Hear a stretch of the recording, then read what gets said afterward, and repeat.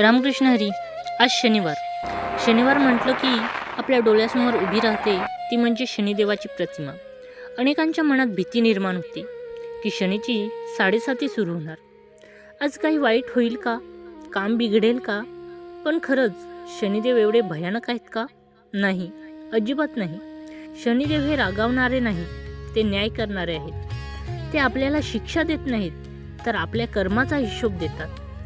जसं पेराल तसंच उगवेल, हा नियमच म्हणजे शनी.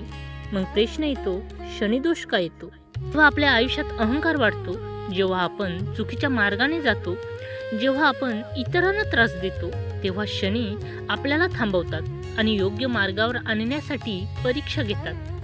मित्रांनो, शनी म्हणजे फक्त संकट नाही, शनी म्हणजे शुद्धीकरण आहे. जसं सोनं आपल्यावर अधिक शुद्ध होतं, तसं माणूसही संकटातून मजबूत बनतो.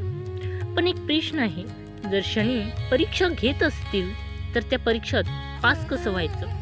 मित्रांनो, संतांनी यावर एक अतिशय सोपा पण शक्तिशाली उपाय सांगितला आहे. संत तुकाराम महाराज म्हणतात, फक्त एक अभंग मनापासून म्हटला तर आयुष्य बदलू शकतो.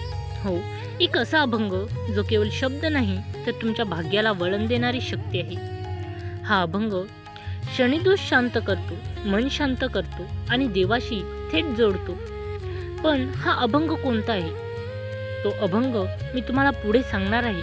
पण त्याआधी आपण जर चॅनलवर नवीन असाल तर कृपया चॅनलला सबस्क्राईब करा आणि कमेंटमध्ये जय शनिदेव नक्की लिहा. मित्रांनो, आता आपण जाणून घेऊया शनिदेवाचा परिचय. शनिदेव कोण आहे? शनिदेव हे सूर्यपुत्र आणि न्यायाचे अधिपती मानले जातात. त्यांचा स्वभाव शांत पण अत्यंत गंभीर आहे. ते आपल्या आयुष्यातील प्रत्येक कृतीवर लक्ष ठेवतात आणि योग्य वेळी योग्य फल देतात. कर्मफल देणारे देव. मित्रांनो, या सृष्टीतील एक नियम अटल आहे, जसं कर्म तसं फळ. हा नियम कोणी बनवला? तोच म्हणजे शनी. आपण चांगलं केलं तर शनी चांगलं फल देतात आणि चुकीचं केलं तर त्यांची शिक्षा पण मिळते. याचबरोबर त्यांना न्यायाचे प्रतीक असे म्हणतात. शनिदेव कधी अन्याय करत नाहीत. ते श्रीमंत, गरीब, मोठा, लहान असा भेद करत नाहीत. त्यांच्या दृष्टीने सगळं समान आहेत, म्हणूनच त्यांना न्यायाचा देव म्हटलं जातं. मित्रांनो, शनी वाईट नाहीत, पण हो, ते थोडे कठोर आहेत. कारण ते आपल्याला फक्त सुख देण्यासाठी नाही, तर आपल्याला योग्य मार्गावर ठेवण्यासाठी आले आहे. जसं एक कडक गुरु आपल्या शिष्याला योग्य घडवतो, तसं शनी आपल्याला घडवतात. आता सगळ्यात मोठं सत्य, शनी रागावत नाही, ते फक्त आपल्या कर्माचा हिशोब घेतात. म्हणूनच शनिवारची भीती नको, तर शनिदेवाचा आदर करा. कारण ते शिक्षा देत नाहीत, ते आपल्याला योग्य मार्ग दाखवतात. मित्रांनो, शनिदोष म्हणजे नेमकं काय? हा प्रश्न सगळ्यांच्या मनात येतो. शनिदोष म्हणजे नेमकं काय? का काही लोकांचं आयुष्य अचानक कठीण होतं? याचं कारण असं आहे की जेव्हा शनिदेव आपल्या जन्मकुंडलीत अशा स्थितीत येतात की त्यांच्या प्रभावामुळे आयुष्यात अडथळे, परीक्षा आणि संकट वाढतात, त्यालाच आपण शनिदोष म्हणतो.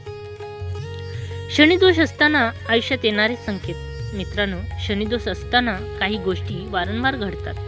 आर्थिक नुकसान, पैसा येतो पण टिकत नाही, मानसिक ताण, मन अस्वस्थ, बेचैन, नात्यांमध्ये समस्या, गैरसमज, तुटणं, कामात अडथळे, मेहनत करूनही यश उशिरा मिळणं, जणू सगळं काही थांबलंय असं वाटतं. पण इथे एक गोष्ट लक्षात घ्या, हे सर्व फक्त शिक्षा नाही, एक शिकवण आहे.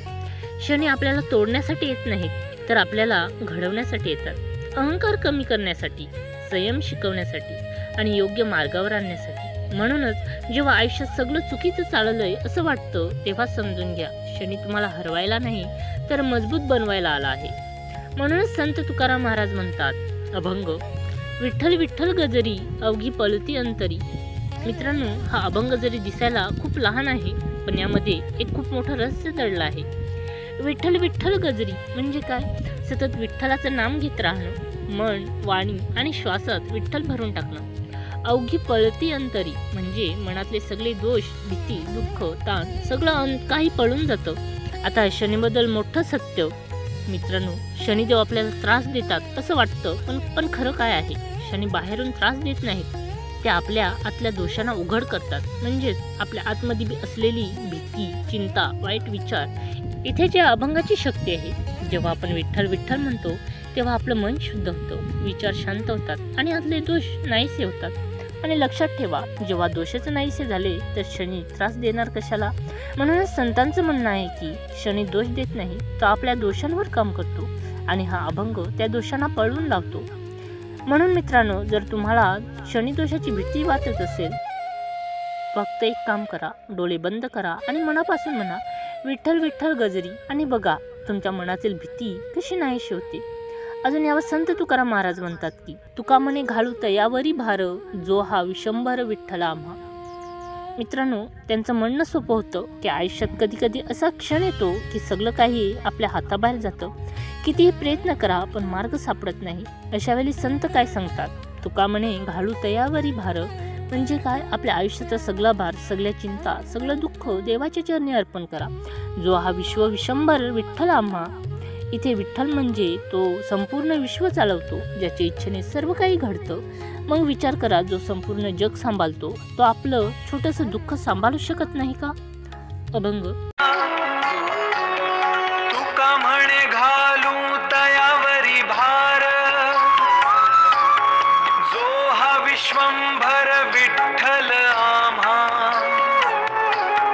काय करील तो शनी अन मंगळ, ज्यांचे पाय ओळ विठ्ठलाचे.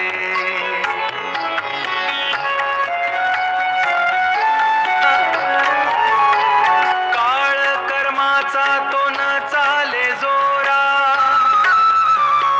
विठ्ठल हा थारा मिळालिया. भय नाही आम्हा त्रैलोकी संचार, विठ्ठल हा सार जपू सदा.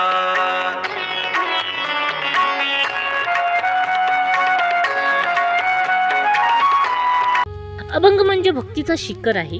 ते संत तुकाराम महाराज आपल्याला एक मोठं रहस्य सांगत आहे. तुका म्हणे घालू तयावरी भार, जीवनात जे काही ओझं आहे, दुःख, चिंता, अपयश, ते सगळं आपण स्वतः उचलायचं नाही, ते अर्पण करायचं विठ्ठलाच्या चरणी.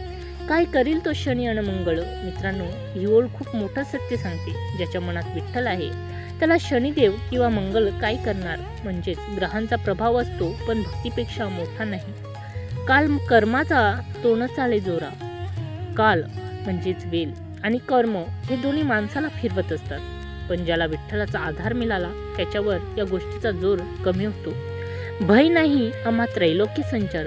मित्रांनो, जेव्हा मनात विठ्ठल असतो तेव्हा कोणतीही भीती उरत नाही, ना ग्रहाची, ना संकटाची, ना भविष्याची. विठ्ठल नाम हा फक्त जप नाही, तो एक रक्षण कवच आहे. आज शनिवार आहे. जर तुम्हाला शनी दोषाची भीती वाटत असेल, हा अभंग मनापासून म्हणा, विठ्ठलावर भार टाका आणि मग बघा तुमच्या आयुष्यात भीती कशी नाहीशी होती.